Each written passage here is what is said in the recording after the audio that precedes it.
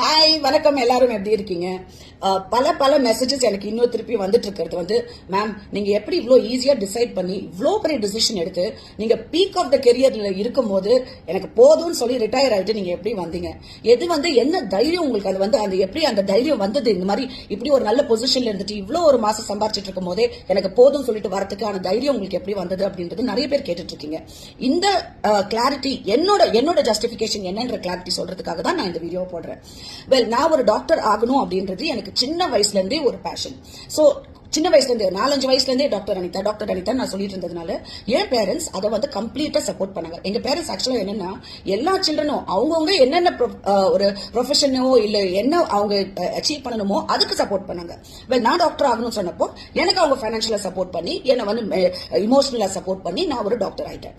MBBS முடிச்ச கையோட எனக்கு ரொம்ப இன்ட்ரெஸ்ட் ஆல்வேஸ் அவசர சிகிச்சை பிரிவிலேயே இருந்தது, கேஷுவாலிட்டிலேயே இருந்தது. MBBS ரொட்டேஷன் அப்பவே எனக்கு வந்து அந்த டாக்டர்ஸ் வந்து அந்த பேஷண்ட்ஸ் டீல் பண்ற விதமும், டெத் பாக்குறதும், பிளட் பாக்குறதும், அந்த பேஷண்ட்ஸோட இமோஷன் அந்த டைம்ல எப்படி இருக்குன்னு பாக்குறதும் வந்து ரொம்ப ரொம்ப ஒரு என்னோட இன்ட்ரெஸ்ட் ரொம்ப அதுக்கு போனதுனால என்னோட post graduation diploma emergency medicine, MD emergency medicine நான் அதனால தான் பண்ணேன். எமர்ஜென்சி மெடிசன் முடிச்ச கையோட இட்ஸ் ஆல்மோஸ்ட் 20 இயர்ஸ் நான் இப்போ எமர்ஜென்சி டிபார்ட்மெண்ட்ல ஒர்க் பண்ணி அசிஸ்டன்ட் ப்ரொஃபஸரா என்னோட கெரியர் ஆரம்பிச்சேன். ஸ்பெஷலிஸ்ட் ஆனேன், கன்சல்டன்ட் ஆனேன். நான் இப்போ 50 இயர்ஸ்ல ரிட்டையர் ஆகும் போது சீனியர் கன்சல்டன்டா இருந்தேன் எமர்ஜென்சி டிபார்ட்மெண்ட்ல. இந்த 20 இயர்ஸ்ல நான் எமர்ஜென்சி டிபார்ட்மெண்ட்ல நிறைய கத்துக்கிட்டேன். என்ன கத்துக்கிட்டேன்? ஒரு லைஃப்ல ஒருத்தர் வந்து இறக்க போறாங்க, இல்ல வந்து அவங்க லைஃப்ல வந்து இன்னும் இத்தனை நாள் தான் இருக்கு நமக்குன்னு அவங்களுக்கு வந்து தெரியும் போது, இது வந்து திடீர்னு வரலாம் ஒரு எமர்ஜென்சியா, இல்ல அவங்க சிக்கா வந்து இதனால ப்ரொலாங் பண்ணி சாரி நீங்க இத்தனை நாள் தான் இருக்க போறீங்கன்னு தெரியறவங்களாவும் இருக்கலாம். எவ்ரி பேஷண்ட்டுங்க, இதை நான் எந்த ரெஃபரன்ஸும் சொல்லல, எவ்ரி பேஷண்ட், நான் பார்த்த பேஷண்ட், எவ்ரி பேஷண்ட் ஐசியூலியா இருக்கட்டும், எமர்ஜென்சியா இருக்கட்டும், இறந்துட போறாங்க இல்ல ஐயோ உயிர் போயிடுமோ அப்படின்றவங்க ஒருத்தரும் கேட்டது, தயவு செய்து எங்க அப்பாவை கூப்பிடுறீங்களா, எங்க அம்மாவை கூப்பிடுறீங்களா, என் ஹஸ்பண்ட் கூப்பிடுறீங்களா, என் குழந்தையோட நான் பேசணும், இதுதான் இருந்ததே தவிர யாருமே வந்து என் கெரியர் என்னாச்சு, என் சொத்து என்னாச்சு, என் பிராண்டட் பேக்ஸ் எங்க இருக்கு அப்படின்றத யாருமே கேட்கவே இல்லை. Everybody looked for people. ஏன்னா பீப்புள் வந்து அவங்க கெரியர் டைம்ல மிஸ் பண்ணிட்டாங்க. ஏன்னா டைம் ஸ்பெண்ட் பண்ண வேண்டியவங்களோட அப்புறமா டைம் ஸ்பெண்ட் பண்ணிக்கலாம், காசெல்லாம் சம்பாதிச்சு வச்சு ஸ்பெண்ட் பண்ணிக்கலாம் நினைச்ச என்னோட ஃப்ரெண்ட்ஸ் நிறைய பேரே இறந்துட்டாங்க. they didn't have the liberty to even appreciate and live with the people they loved because they died much early, which they did not expect. So life is unexpected, right? So அந்த பார்த்துட்டு தான் நான் decide பண்ணேன், okay career ரொம்ப முக்கியம். என்னோட 25 years or almost 22 years as a consultant emergency physician நான் வந்து அச்சீவ் பண்ணது என்னன்னா, பல உயிர்களை நான் காப்பாத்திருக்கேன்.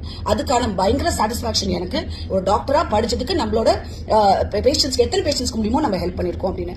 அதே நேரத்துல பல பேஷண்ட்ஸ், குழந்தைங்கள்ல இருந்து வயசானவங்க வரைக்கும் திடீர்னு என் கண்ணு முன்னாடி இறந்து போறதையும் நான் பார்த்திருக்கேன். அவங்க ரிலேட்டிவ்ஸ் எங்க காலில் வந்து விழுந்தும் போது தயவுசெய்து அவங்களை எப்படியாவது காப்பாத்திருங்கன்னு சொல்லும் போது அந்த கண்ணில் உள்ள ஆதங்கம், கண்ணீர், அந்த அவங்க வந்து உயிரோட இருக்கணும், இருந்தா போதும் அப்படின்றத நம்ம பார்க்கும்போது அது மாதிரி ஒரு ஃபீலிங் வந்து உங்களுக்கு வந்து சொன்னா புரியாது, நாங்க பார்த்ததுனால எங்களுக்கு தெரியும். So I realized people is most important. It can be your family, it can be your friends, it can be anybody around who is well wisher for you, but people is the most important. நீங்க காசு பணம் எவ்வளோ வச்சிருந்தாலும் செல்ஃபிஷா இருந்தீங்கன்னா ஒரு யூஸும் கிடையாது. ஏன்னா நீங்க இறந்ததுக்கு அப்புறம் யாருமே நீங்க என்ன பேக் தூக்கிட்டு போனாங்க, இவங்க எல்லாம் சொத்து வச்சிருந்தாங்கன்னு யாருமே யோசிக்க மாட்டாங்க.